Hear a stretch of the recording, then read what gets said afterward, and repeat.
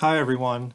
I started reading this classic My System by Nimzowitsch, and I'm looking on the back of the book right now, and it says, ask 100 chess masters if they have studied My System by Nimzowitsch, and at least 99 would answer yes. Many will tell you that they have reviewed this masterpiece over and over again. So it's a classic book. I have it in front of me. I want to thank Wayne for lending this to me. And this is a good edition. This is called the 21st Century Edition, which I think was published in 1991. And it's been updated to have algebraic notation, modern notation, and a lot of diagrams were added. I think even some of the prose was modernized to make it more readable to today's readers. And there's a good introduction by Yasser Seirawan. So I read the first chapter today, which is called On the Center and Development. So it's all about the goals of the opening, and Nimzowitsch particularly talks about the necessity to control the center and have all of your moves have an effect on the center somehow. But also another major theme in this opening chapter is the counting of tempi. So in chess, every time you make a useful move, you made a tempo, you've gained a tempo. In the opening, you can keep track of who's developing faster by counting all of your tempi, how many pieces and pawns you've put out onto the playing field off of their original squares. To be more specific, Nimzowitsch would count any piece developed off of its back rank as a gain of tempo. Castling would gain you 2 tempi because you've moved both the king and the rook. Not necessarily off the back rank, but the minor pieces and the queen need to get off the back rank to be considered a tempo. Now, pawn moves are not always considered as a gain of tempo. Nimzowitsch says only putting a pawn in the center is going to gain you a tempo, or I think he's also saying a pawn that is logically connected to the center somehow is also considered the gain of a tempo.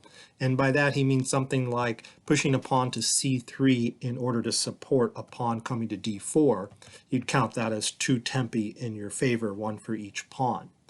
But definitely flank pawns are not counted as tempi if they're not affecting the center. They're not in your favor. He calls those just wasted time. That doesn't mean you're not supposed to ever move a flank pawn in the opening, but you don't count it in the race for development. So the opening, especially in open games like e4, e5 games, or even semi-open games like e4 and then another move, especially in these kind of openings, the big idea in the opening is to race for tempi. Try to get as many tempi as you can while you're stopping your opponent from making tempi. So let's look at some examples that were in the book.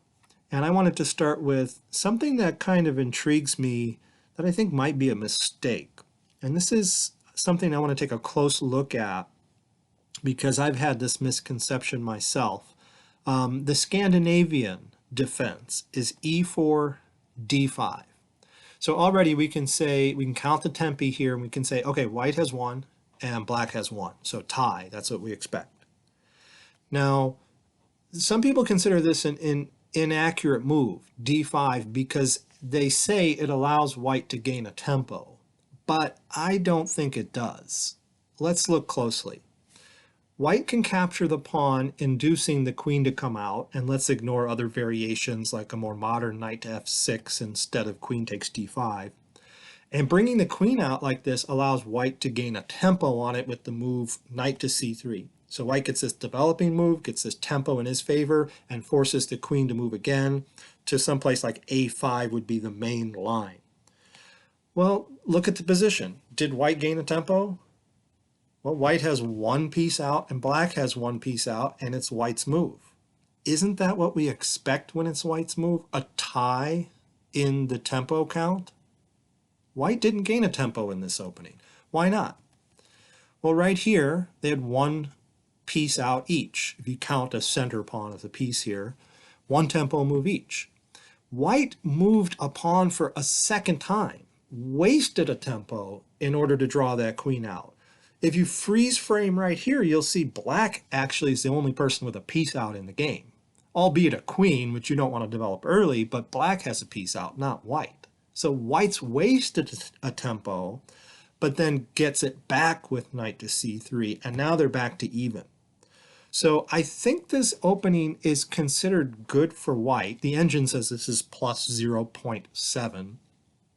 The engine I'm using here, Stockfish 10 or something on Lichess.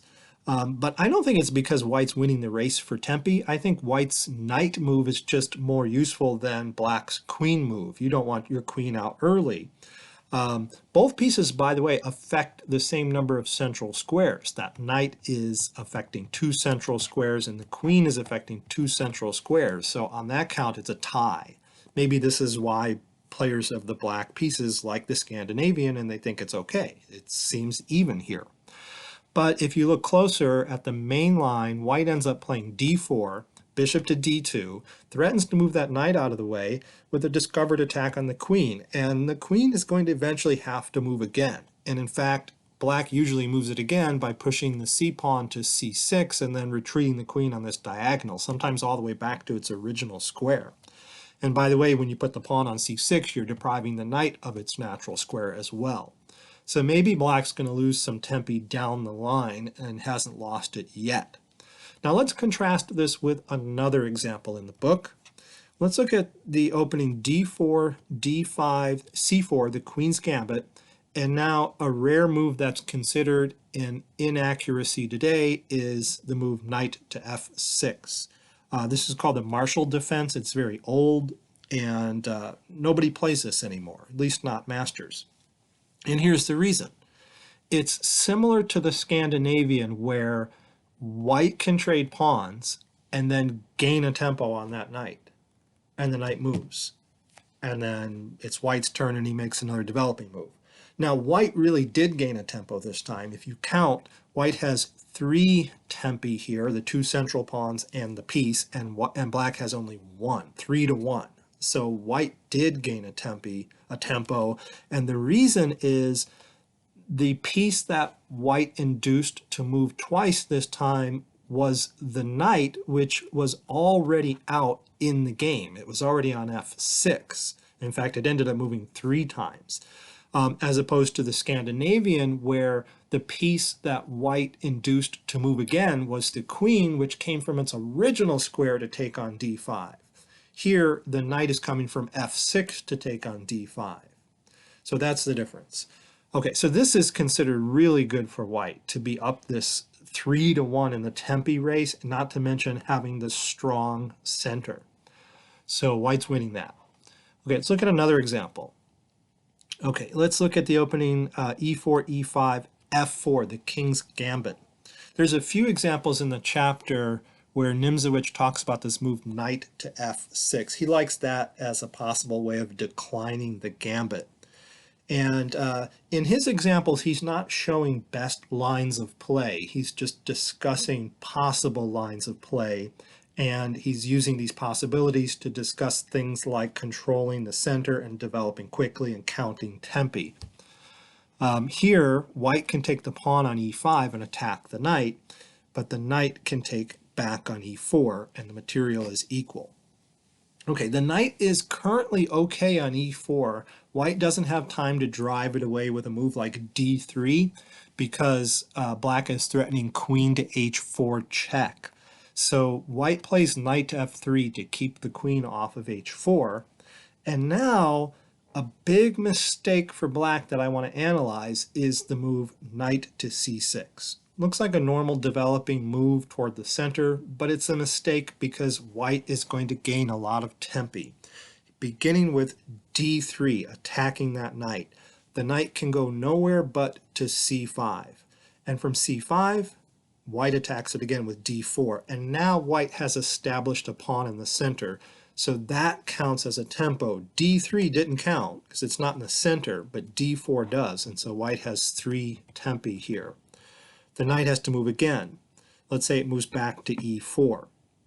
So now white's got 3 to 2, 3 pieces out, a knight and 2 central pawns, and black has 2. You might say this central pawn counts for 2 tempi because it took 2 tempi to get there, but I'm just going to count it as 1. I don't know if that pawn is better to be on the 5th rank than it is on the 4th rank. I don't think so. So 3-2, and it's white's move. Well, white can push the pawn to d5 to destabilize that other knight, and that knight really has nowhere good to go but back on b8. If I throw this in the engine, it suggests even sacrificing itself on e5. So after it goes to b8, then white can develop by attacking the knight, and the knight could move and attack the bishop, but the bishop is okay there. It's already defended, and white can castle. Let's count tempi here. 1, 2, 3, 4, 5, 6 useful pieces have moved on the white side. Black 1, 6-1. So that was not a successful opening for black. I wanted to go back right here, by the way. Instead of bishop to d3, another good move that Nimzowitsch mentions is knight b d2. He says that's just as good. That's kind of weird until you look into it. The reason is you're using a piece that was on its original square that hadn't developed yet to attack a piece that has developed. Not only a piece that has developed, but a piece that's hopped around a lot, and that piece, that only knight in the game on the black side of the game, has a lot of tempi invested in itself. And it's like it's carrying around all these tempi, and if it trades off, it's just lost all those tempi. So this is a good move to attack that developed piece with a piece that hasn't been developed yet and induce black to trade. Look what happens after he trades. We'll count the tempi now, and you still have a big lead. There's 4 versus 0. Okay, so moving on to another example. This is another King's Gambit. This time, let's say black plays d5. That's the way I like to play to decline the gambit myself as black. And then a typical move is e takes d5. And then as black, I like to follow up by taking the f4 pawn. But a mistake that we're going to look at is queen takes d5. Okay, that's kind of like the Scandinavian, right? Well, it's a mistake because white gains a tempo on the queen by playing knight to c3 and forcing it to move. Let's say it moves to e6. Okay, I want to suggest something here that might not readily come to the beginner's mind. I would suggest taking the pawn on e5. Why would you do that? Why would you take that pawn on e5? Well, the queen on e6 is sort of stable there. It's not subject to any immediate attacks. But if it's on e5, if you can draw that queen forward to e5, e5 is a less stable square. It can be attacked 2 ways, both with d4, which is a useful tempo, putting a pawn in the center, and with knight to f3, 2 possibilities to attack it. So white draws it forward to e5 for that purpose. He's not worried about this check. He's going to actually get a developing move in while blocking the check. Nimzowitsch looks at bishop to e2, although he says queen to e2 is even stronger. Now let's say that black plays bishop to g4 here, develops and attacks that pinned bishop on e2. Well, now gain your tempo on the queen. You want to gain it with d4, not with knight to f3, because you're going to face this move. Okay, you don't want that. So you play d4. You gain the tempo on the queen. You drew the queen to that square for a purpose. Let's say black follows up with bishop takes e2, attacking your queen, so that's a counterattack. Now you're going to take it with a developing move, with your g knight. Then the queen has to move, and then you can castle. And look at the miserable failure of an opening black just embarked on. He has 1 piece, 1 tempo to his favor. White has 1, 2, 3, 4, 5. 5-1. What's the engine score here? Yeah, the engine tells me it's about plus 1.5. Maybe if I let it run a little longer, yeah, somewhere around 1.5. Okay, so white has a big edge already. It's already going up to 1.8. I'm going to stop that. Okay, so he has a big edge already with no material gain. So that's the race for Tempi. All right, by the way, the queen is not very stable on e6 either. It can be driven off with a move like knight f4 at some point. Or even d5 at some point. So black may even lose more tempi. Let's look at another example. Okay, this example is a Scotch game, d4. Now, the move everybody plays here for black is e takes d4. It turns out it's not so good to try to maintain the pawn on e5. For example, if you play d6, then white can capture. And either way black recaptures, suppose he recaptures with the knight, then white can open the line between the queens and force this position. I don't know if that's a huge advantage for white. It might just be a slight advantage. But black players usually don't want that to happen. So they don't try to maintain this pawn. So unfortunately, white is inducing black to remove that pawn. And that's what players play. E takes d4 here, removing his strong central pawn. And then this becomes a pawn to attack. And this is a mobile central pawn that needs to be contained. We'll talk more about that. But in this example, black doesn't take. Nimzowitsch entertains the move d5, which I've never seen in my entire life. He has a few examples in the chapter, at least a couple examples with this move d5. It looks really strange to me. It's supposedly not good to do this. Nimzowitsch admits that. But I don't think in this example white does a very good job proving it. Let's say white plays e takes d5 to try to draw the queen out like in the Scandinavian and then gain a tempo on it. What should black do here? Well, black should try not to lose the tempo and pin the knight. This happens in other openings as well. You just moved a piece and gained a tempo by moving that bishop out and pinned the knight, so you don't have to move your queen. What if white plays bishop d2 and breaks the pin and now is threatening to win the queen? Well, then black should actually take the knight, Nimzowitsch says, and I agree, because then the queen can be maintained in the center longer. And black is keeping up in the tempo race. If you count, each side has 3 tempi to their favor. It's even. In fact, it's black's turn, and it shouldn't be even. White should have been up 1. So black is maintaining the tempi race here. Let's say black plays e takes d4 next, and then knight takes d4, and then knight f6. Black is doing fine, Nimzowitsch says. He has 3 pieces out, white has only 2. I think the engine scores this as slightly in white's favor, though. Yeah, it's even as high as +1. And I think there are tactical considerations in the position that sometimes outweigh the tempo count. Probably has something to do with the fact that white has a bishop pair in a wide open position. And the engine's suggesting starting with the move queen to e2, check. And I think that's probably a threat to castle long and put the rook on d1 in line with the black queen. So maybe white has a slight initiative here. But nevertheless, the point of this example was to show how to maintain that queen in the center and fight for tempo, fight for tempi. Okay, let's look at another example.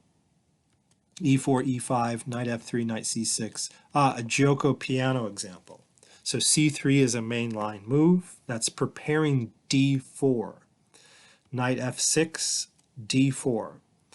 So here, this is a common idea. Forking a central pawn and a minor piece like this really induces the pawn to trade. There's no other move here for black than to trade off his strong e5 pawn. So unfortunately, black has to give white that strong center, at least temporarily.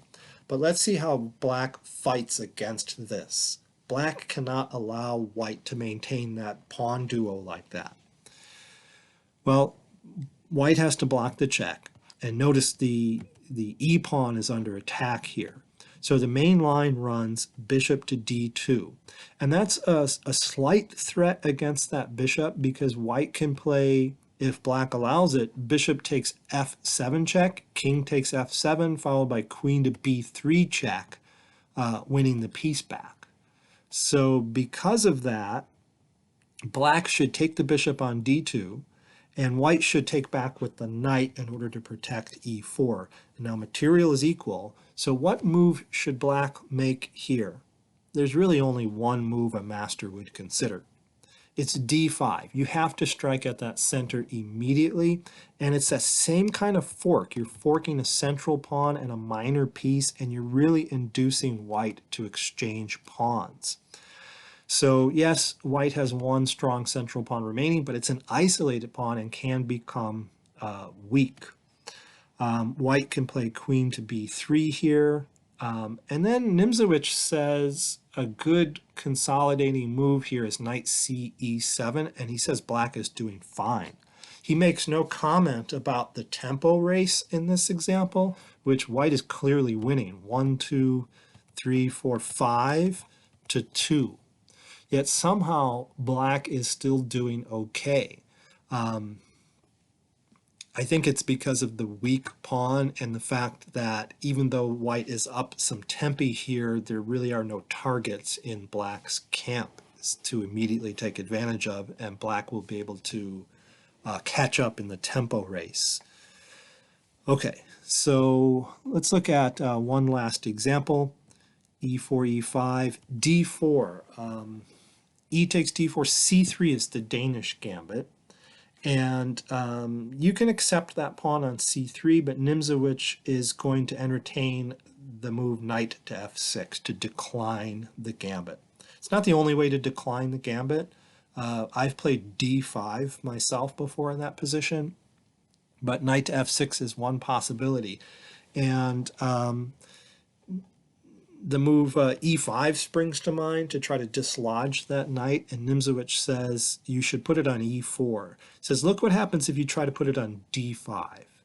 If you put it on d5, white has queen takes d4, attacking the knight, and then maybe c6 to defend it and keep it there, but then bishop to c4 attacks it again and induces it to move.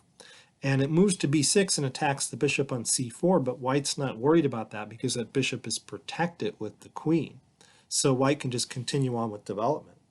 And white's ahead in the tempo race. He has 1, 2, 3, 4 versus just 1. We're not going to count these flank pawns. Maybe you count that and that because they're supporting the center, but it's an equal count anyway. So knight to d5 is not a good square to put that knight on. He says put it on e4. Often you have to consider putting your knight on e4 if it's possible to maintain it there, and black has this move d5 to help him do so. So what happens after knight e4? Well, white can try bishop to d3 to attack it, and then black responds with d5. He's not worried about an en passant capture he can recapture with the knight. Let's say white plays the natural c takes d4 to bolster his center, gain his pawn back. Okay, well then black should play knight to c6 here, Nimzowitsch says, which attacks the d4 point. And it really is a threat. For example, let's just make a non-move here. Black can take that. There's nothing useful you can do with this bishop to get a discovery on that knight. If you call check, you get your bishop taken, right? Or if you take this knight, that's okay. Black recaptures, and all of a sudden his queen is defending his knight. So there really is a threat on this pawn, is my point. So here, white should protect with knight to f3, and black should play vigorously. Should play bishop to g4, pin that knight, which affects the center, and black is doing fine in this tempo race. I will mention one more thing though. Instead of knight to f6, Nimzowitsch mentions that bishop to b4 check is a terrible mistake. Okay, it's a terrible mistake. Why is it so bad? Well, because white is going to block the check and induce some trades. Here's what's going to happen. You see these two pieces on their original squares? White's going to trade them both for these two pieces, the only pieces developed in black's camp. If white can affect that trade, these two pieces for these two, that's a huge swing in the tempo race. And he plays bishop to d2. really forcing black to trade bishops here. He doesn't want to retreat and lose the tempo race a different way. So he takes on d2, white takes back, he's threatening the knight twice. The knight really, black has nothing better here than to take, and white takes back, and white has 1, 2, 3, 4 tempi to black's 1. So that's a huge swing just because of this innocent looking little move, bishop to b4 check. That's the mistake. Don't allow your opponent to trade off his undeveloped pieces for your developed pieces. Actually, I do have one more I wanted to mention. This is actually a game that Nimzowitsch played. I don't remember his opponent. Nimzowitsch is black, e4, e5. No, this isn't it. I'm sorry. This is the game. d4, knight f6. Is this the game? Yeah, I think this is the game. Okay, so d4, knight f6, knight f3, d6, knight bd2, strange looking move to put the knight there, but in queen spawn openings you want your c pawn to be mobile. You want to be able to push your c pawn forward. And that move also supports the e4 square, so white is threatening to push his pawn to e4. So black plays his knight to d7 in a similar fashion. White grabs that center, e5. Okay, and then this to me looks like a Philidor defense now. If you look at that pawn configuration, it looks like we've transposed into a Philidor, except white usually doesn't have his knight there on d2. It's usually on c3.